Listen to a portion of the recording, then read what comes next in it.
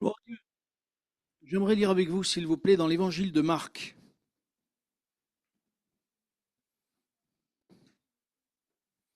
L'évangile de Marc au chapitre 4.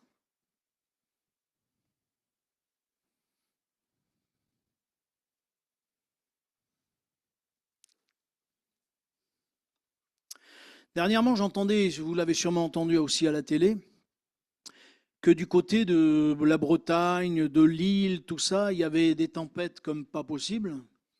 Et il disait même aux gens de ne pas trop s'approcher, alors que les bâtiments étaient assez proches quand même de la mer. Il y avait de telles vagues qui étaient tellement puissantes qu'elles venaient s'explosaient contre les rochers et elles atteignaient le bâtiment qui était de l'autre côté. Et la mairie avait dit n'allez pas dans ces rues-là parce que les vagues peuvent venir et vous pouvez. Et puis il y a toujours des gens qui veulent faire l'inverse, qui ont été jusque-là et les vagues les ont pris. Après ils ont été blessés, il a fallu aller les chercher. La mer, quand elle se déchaîne, il y a de quoi avoir peur. Et il y a des gens qui sont insensés. Et ce matin, j'aimerais vous parler justement des tempêtes de nos vies. Les disciples aussi ont vécu des tempêtes dans leur vie. Les disciples aussi ont vécu des moments difficiles et particuliers. Et j'aimerais lire dans verset 35 du chapitre 4 de Marc. Il est écrit, vous y êtes? Évangile de Marc, chapitre 4 et verset 35. Ce même jour, sur le soir, Jésus leur dit, passons sur l'autre bord. Après avoir renvoyé la foule, ils l'emmenèrent dans la barque où il se trouvait. Il y avait aussi d'autres barques avec lui. Il se leva un grand tourbillon et les flots se jetaient dans la barque, au point qu'elle se remplissait déjà. Et lui, il dormait à la poupe sur le coussin. Ils le réveillèrent et lui dirent, Maître, ne t'inquiètes-tu pas de ce que nous périssons? S'étant réveillé, il menaça le vent et il dit à la mer, Silence, tais-toi. Et le vent cessa et il eut un grand calme. Puis il leur dit, Pourquoi avez-vous si peur? Comment n'avez-vous point de foi? Ils furent saisis d'une grande frayeur et se dirent les uns aux autres, Quel est donc celui-ci à qui obéissent même le vent et la mer? Amen. Il y a des choses qui, dans ce texte, des fois, vous savez, on lit les textes de la parole de Dieu et on ne se rend pas toujours compte de ce qui est écrit. On les lit, c'est des histoires qu'on dit, tiens, les disciples sont dans la tempête, mais pourquoi ils sont dans la tempête? Qu'est-ce qui se passe?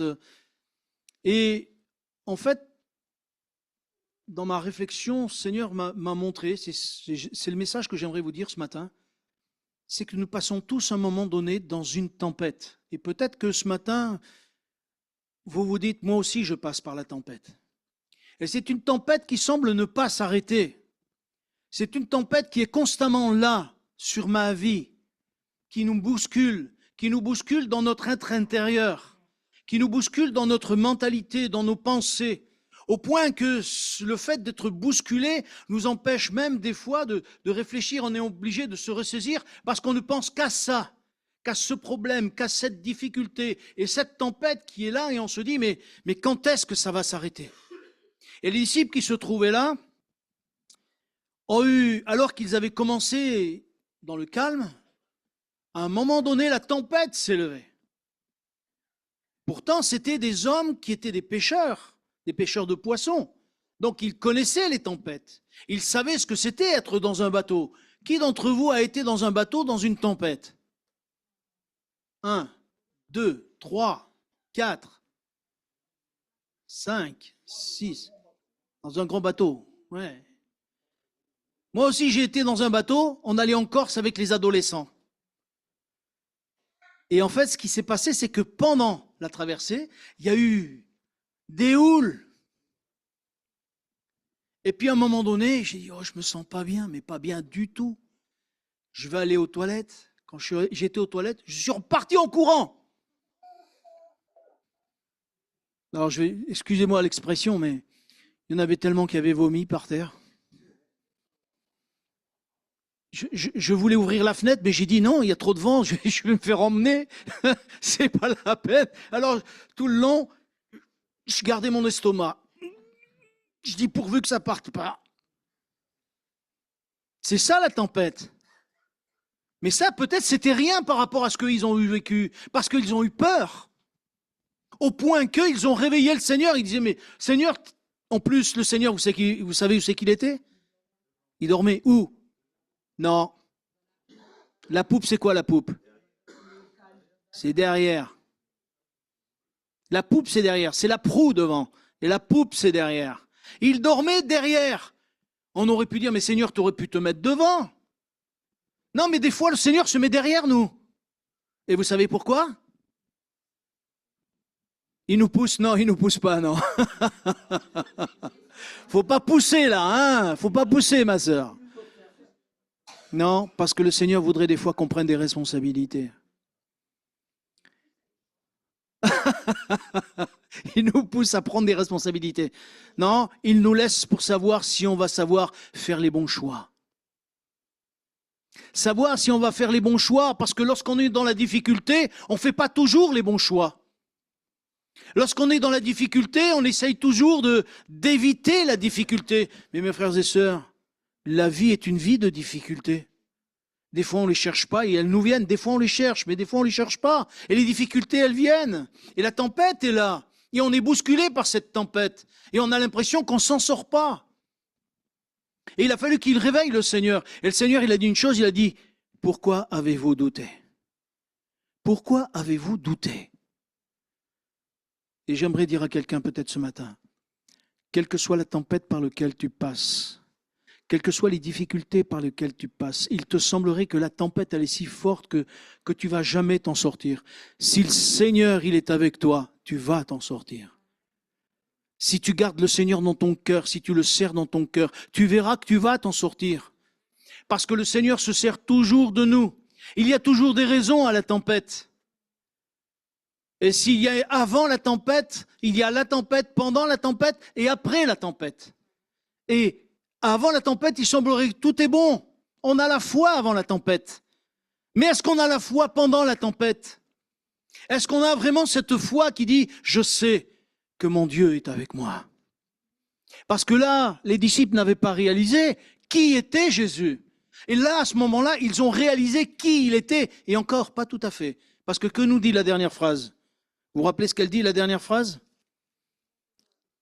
Quel est donc celui à qui obéissent même les vents et la mer? Est-ce que nous réalisons qui est Jésus? Est-ce que nous réalisons qui est Dieu? Est-ce que nous réalisons qu'il est celui qui tient toutes choses dans ses mains? S'il tient toutes choses dans ses mains, alors il est celui qui saura vraiment nous tenir dans les moments difficiles, dans les moments de tempête. La difficulté souvent, c'est de pouvoir résister dans la tempête. C'est de pouvoir tenir ferme dans la tempête et non pas revenir en arrière et non pas reculer et non pas dire non mais bon j'arrête, je suis trop fatigué, j'arrête. Non, je crois que c'est là justement qu'il faut faire l'inverse. Parce que si on regarde bien ce texte, pourquoi il y a eu cette tempête? Parce que je crois que le diable ne voulait pas que les disciples traversent. Il ne voulait pas que Jésus traverse. Parce que lorsque justement il y a eu cette tempête, après la tempête, Jésus a atterri dans le territoire de Gadara. Vous vous rappelez ce que c'est Gadara? Cet homme qui était possédé, cet homme qui avait besoin de délivrance. Est-ce que vous vous rappelez ce que cet homme a dit? Quand Jésus a dit, mais quel est ton nom? Il a dit Légion. Pourquoi il s'appelle Légion, cet homme?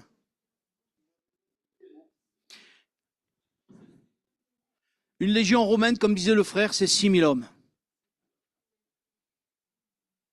6000 esprits. C'est pas possible, mais si. La preuve, c'est que ce gars, les démons qui étaient à l'intérieur s'appelaient Légion.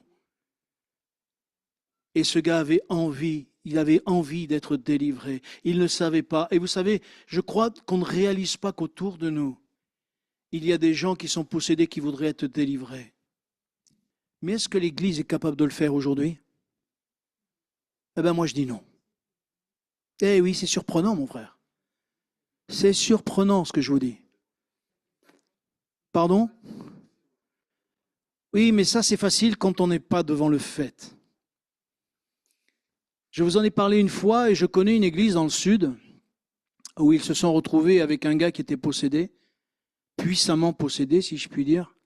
Mais non seulement ils pensaient que c'était le gars qui était possédé, mais ils se sont rendus compte que la femme aussi était possédée. Mais elle le cachait bien.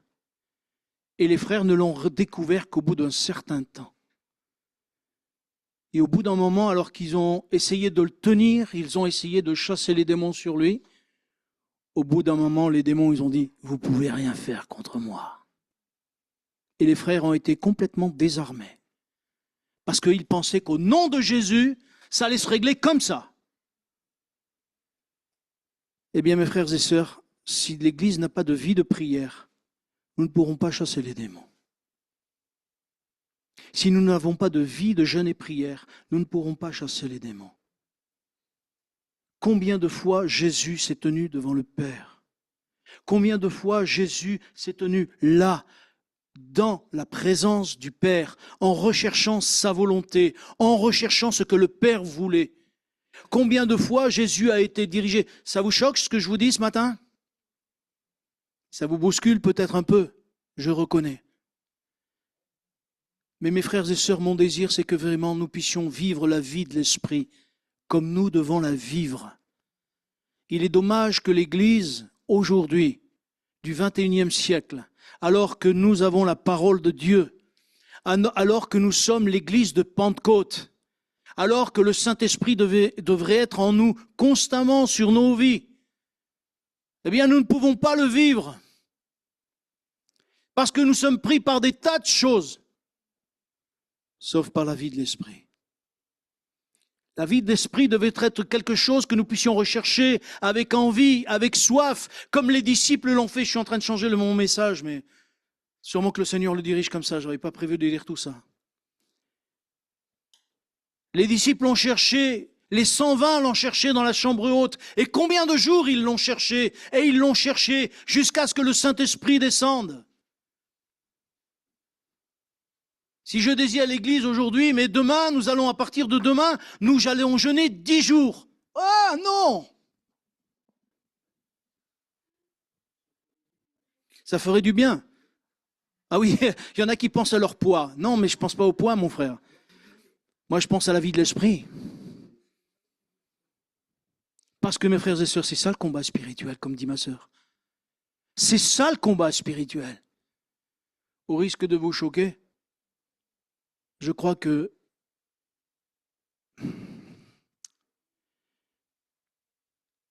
je ne sais pas au milieu de nous qui c'est qui a vu des gens possédés.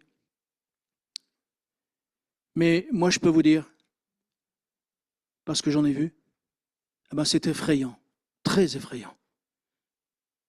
À l'époque, je n'étais pas prêt, je ne sais pas si aujourd'hui je suis prêt. Mais je dis souvent, Seigneur, prépare-moi. Si nous savons vivre la tempête, alors nous saurons dire au Seigneur Jésus, descends, viens Seigneur. Viens jusqu'à ce que tu nous visites, jusqu'à ce que le Saint-Esprit descende, jusqu'à ce que dans nos cœurs il y ait autre chose qui se passe et que véritablement nous puissions vivre la vie de l'Esprit de Dieu. Est-ce que vous voulez vivre la vie de l'Esprit de Dieu? Mes frères et sœurs, il y a un prix à payer. Si nous voulons vivre la vie de l'Esprit de Dieu, si nous voulons voir vraiment les choses comme elles avancent, n'ayons pas peur de la tempête qui est là dans l'Église. N'ayons pas peur de ce que nous ne comprenons pas et des combats qui y sont, parce que lorsqu'ils ont traversé, eh bien, il y a eu la victoire. Et lorsque nous traverserons la tempête, lorsque nous traverserons les moments difficiles, la victoire, ce n'est pas nous qui l'allons l'amener, mais c'est Dieu qui va nous la donner. Parce qu'il a promis, là où l'évangile serait prêché. Vous savez ce qui est dit en premier dans l'évangile de Marc au chapitre 16? Est-ce que vous le savez? Là où l'évangile sera prêché, il y aura des prodiges et des miracles. Vous voulez bien qu'on le lise ensemble, s'il vous plaît?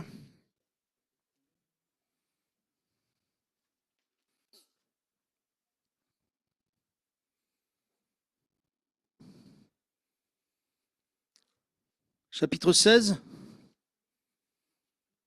Marc, chapitre 16, verset 16.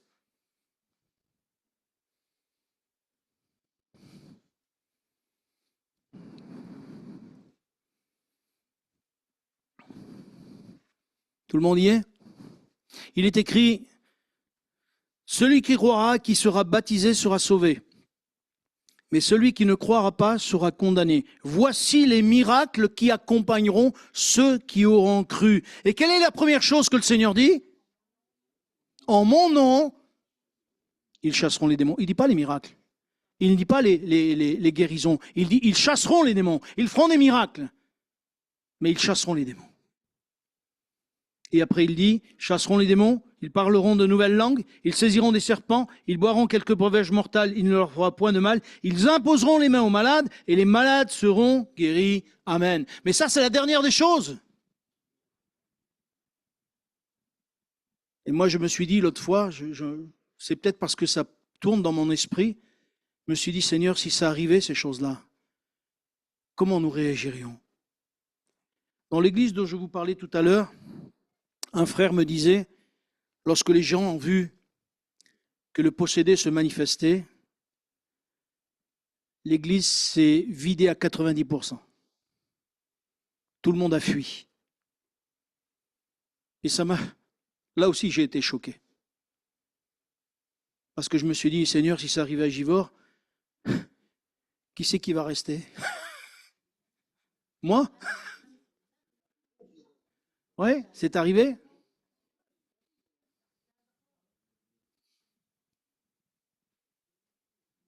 Et moi, je me dis aujourd'hui, si ça arrivait, qui c'est qui resterait? Parce que, dites-vous bien, un démon, c'est pas du spectacle. Hein. Il faut sortir ça de la tête quand même. Hein. Les miracles, c'est pas du spectacle. Il y en a qui veulent du spectacle. Mais nous ne sommes pas là pour le spectacle. Nous sommes là pour que les âmes soient sauvées. Nous sommes là pour que notre vie change. Nous sommes là pour témoigner de Dieu. Nous sommes là pour glorifier Dieu, honorer Dieu et qu'il soit manifesté au milieu de nous par le Saint-Esprit. Mes frères et sœurs, la tempête qui est dans ta vie peut-être, c'est parce que Dieu veut quelque chose de meilleur pour toi. Mais Dieu attend peut-être que toi, tu puisses réagir d'une autre manière. Que tu puisses réagir d'une manière dont aujourd'hui tu n'es pas capable de réagir. Et peut-être qu'il te faut passer par la tempête, justement, pour que réellement ta vie puisse être changée. Parce que quand il y a la tempête, on se rend compte que dans nos vies, quelles que soient nos vies, il y a toujours des réactions qui sont là. Alors bien sûr, il y a différentes tempêtes. Je vais vous parler de ça tout à l'heure, mais imaginez la maladie. La maladie, ça nous arrête des fois dans notre foi, dans notre communion avec Dieu, parce que nous sommes vraiment ciblés dans notre corps.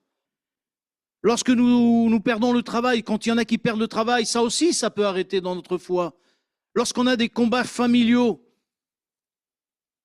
aujourd'hui en plus, il y a des maladies nouvelles. Vous savez ce que c'est la 5e maladie?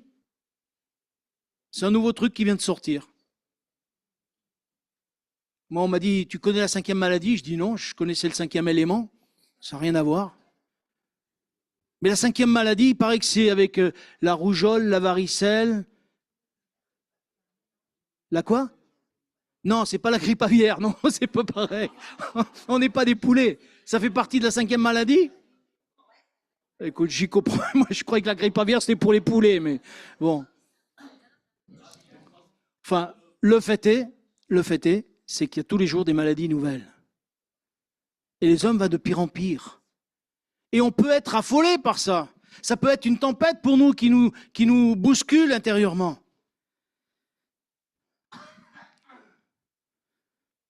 Il y a une chose que je remarque aussi. Il y a la tempête de la vieillesse. Eh oui, lorsque j'entends des frères dire « Avant, je pouvais, maintenant, je ne peux plus ». Moi, l'autre fois, je me retrouvais avec mes fils. J'ai dit « Je vais porter ». « Non, papa, tu es trop vieux maintenant. » Je dis « Attends, pas exagérer non plus. » C'est une tempête pour une personne d'un certain âge. Et je ne suis pas si vieux que ça quand même. Enfin, j'ai l'impression en tout cas. Non, non, je ne vous donnerai pas mon âge. Mais le fait est, c'est qu'on se ressent diminué. Et on se rend compte que les personnes âgées, c'est une tempête pour elles, parce que du jour au lendemain, elles ne peuvent plus faire. Et ce qui arrive, c'est qu'après, on se dit, mais qu'est-ce que je deviens? Qu'est-ce que je vais faire? Mais moi, je voulais travailler pour le Seigneur. Et là, j'aimerais encourager les personnes âgées et dire, ce que tu ne peux pas faire avec tes bras, fais-le avec ton cœur. Prie pour ceux qui travaillent. Prie pour ceux qui ont besoin, ceux qui servent. Parce que tu as servi, le Seigneur se souviendra de toi. J'aimerais lire pour les personnes âgées un psaume, s'il vous plaît. Attendez que je le retrouve. Le psaume 92.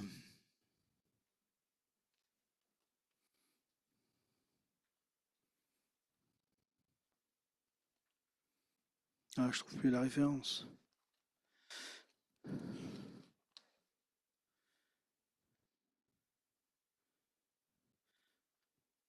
Psaume 92 et le verset 13.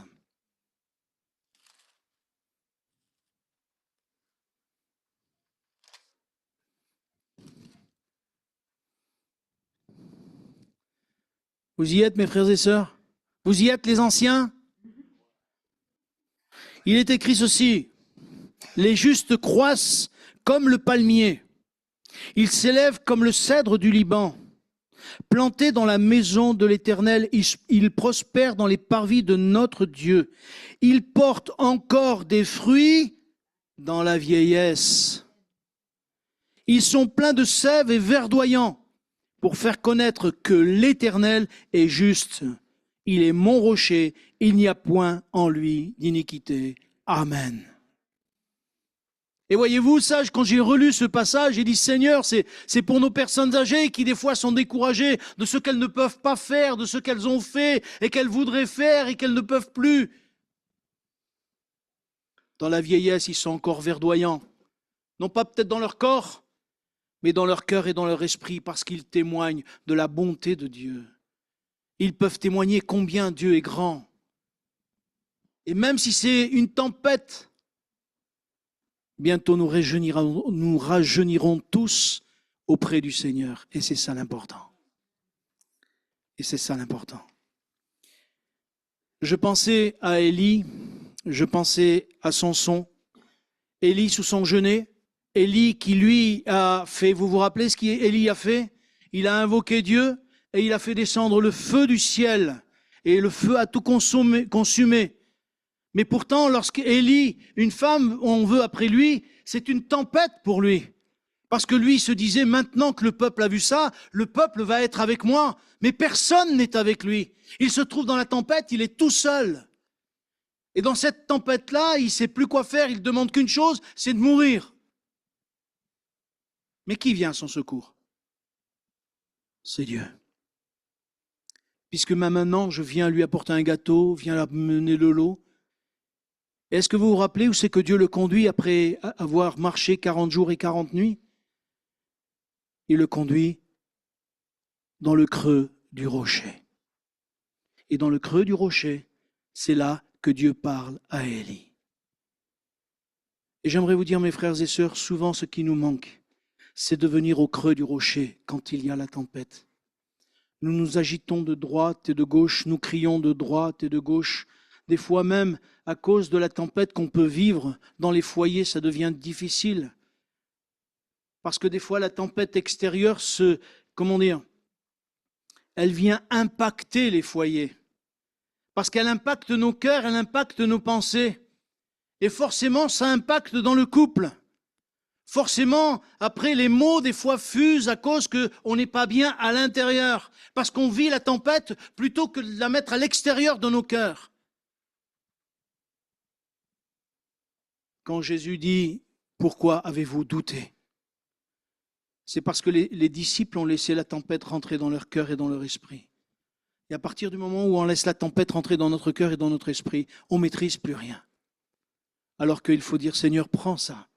Prends ce fardeau, prends cette difficulté. Je ne veux pas m'en occuper, c'est trop lourd pour moi.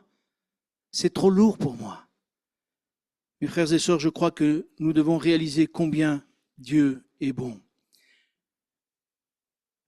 Je ne sais pas si on a toujours réalisé le pourquoi que Samson est allé vers Delilah.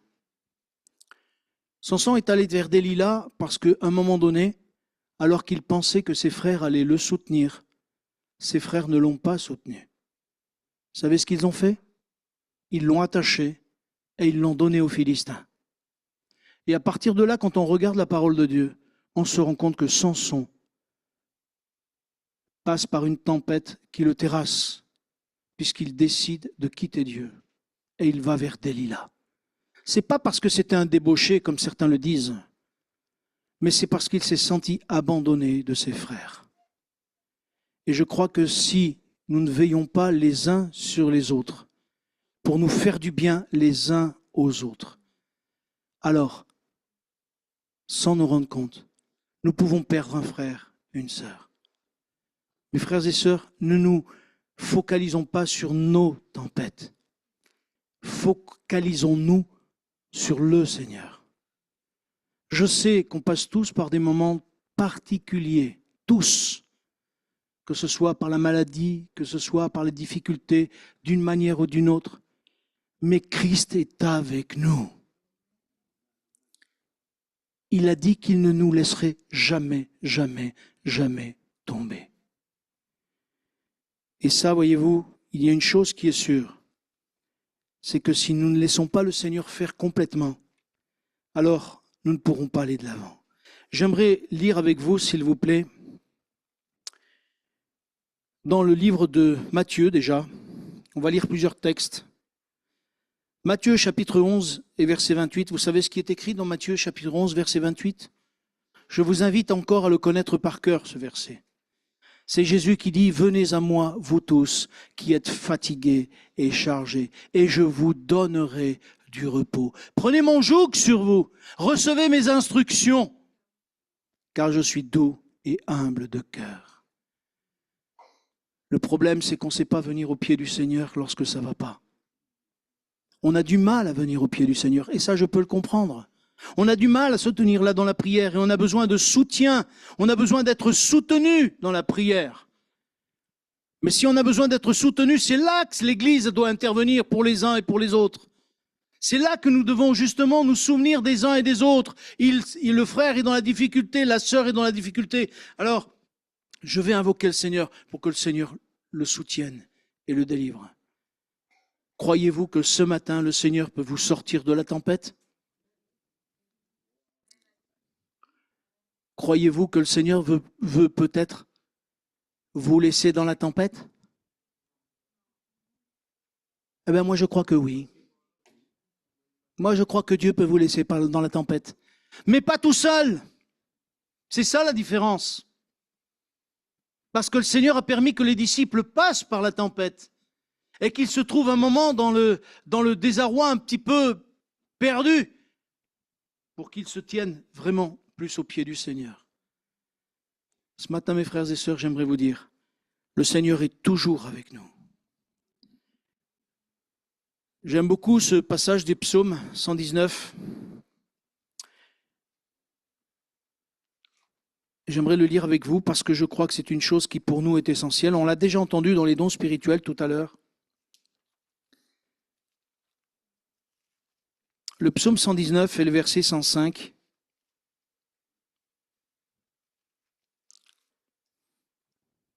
Vous connaissez aussi ce passage.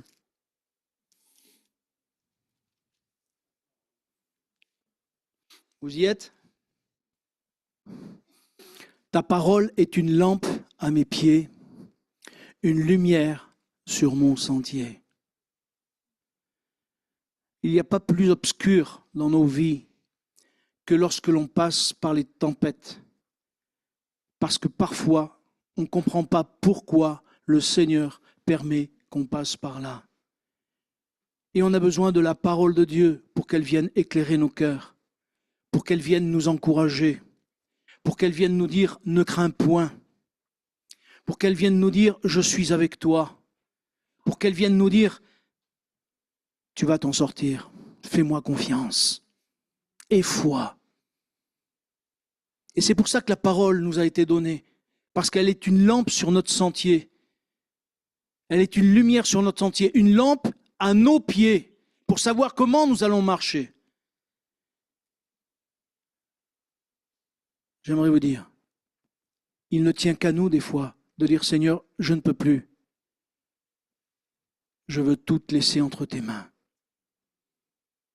Est-ce que vous croyez que vous pouvez tout laisser entre les mains de Dieu? Mais qu'est-ce que ça veut dire laisser entre les mains de Dieu, dites-moi?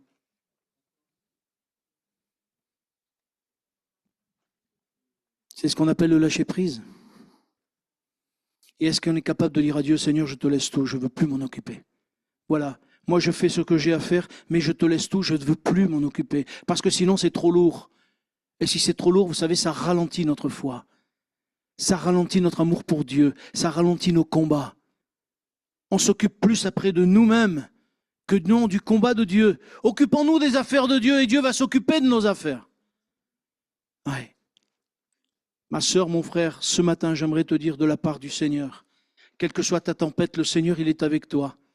Et que tu y restes dans la tempête parce qu'il l'a permis ou parce qu'il veut t'en sortir, peu importe. J'aimerais te dire de la part du Seigneur, il est à tes côtés. Il te tient la main. Tu n'as pas à craindre parce qu'il est ton Dieu et il est ton Père céleste. Amen. Seigneur, loué sois-tu.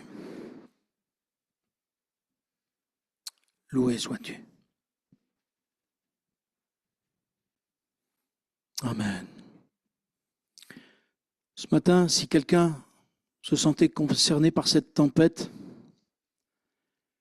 j'aimerais prier pour toi, ma sœur, mon frère. Si tu te sens découragé, si tu as l'impression que tu n'avances pas, tu as l'impression que tu tournes en rond, tu as l'impression que ta foi peut-être est en train de défaillir, j'aimerais prier pour toi. J'aimerais que tu puisses considérer qui est Jésus. Je voudrais que tu puisses considérer que le Seigneur, il est celui qui tient toutes choses dans ses mains. Même ta vie, elle est précieuse au point qu'il a donné sa vie pour toi. Il ne veut pas te lâcher. Même si c'est difficile, même si la tempête est là, fais-lui confiance. Tu vois pas encore le ciel bleu, mais ça va venir. Parce que je ne crois pas que Dieu veuille nous laisser comme ça. Je crois que Dieu veut nous rendre victorieux. Je crois que Dieu veut nous remplir de son esprit. Je crois que Dieu veut nous remplir de sa joie. Ce matin, il ne dépend que de toi de dire, Seigneur, viens à mon secours. Je veux t'obéir, je veux faire ta volonté. Et le Seigneur accomplira sa volonté dans ton cœur. Ceux qui se sentent concernés, je vous demanderai, si vous voulez bien venir sur le devant, je vais prier pour vous. Amen. On reste, s'il vous plaît, dans la prière. Et ceux qui veulent, ceux qui n'ont pas besoin de s'avancer, eh bien, comme je le disais à Saint-Chamond, jeudi dernier, on a prié pour les malades aussi. Et comme je disais à Saint-Chamond, je disais souvent, lorsque Dieu nous bénit, on part de l'église, on est content, on dit, oui, Dieu m'a béni. On arrive à la maison, ou on est dans la voiture, est-ce que tu es sûr que Dieu t'a béni? Est-ce que tu es sûr que Dieu va t'exaucer? Alors avant qu'on vous pose la question dans la voiture, j'aimerais vous dire, est-ce que vous êtes sûr que Dieu vous a béni? Parce que le problème, c'est que la phrase, elle va revenir. Et si elle ne revient pas aujourd'hui, elle viendra demain. Et moi, j'aimerais que ce que vous croyez avoir reçu, Jésus dit, croyez que vous l'avez reçu et vous le verrez s'accomplir. Alors croyons-le et le Seigneur vous le donnera et nous le donnera. Amen. Seigneur, sois béni. À tout à l'heure.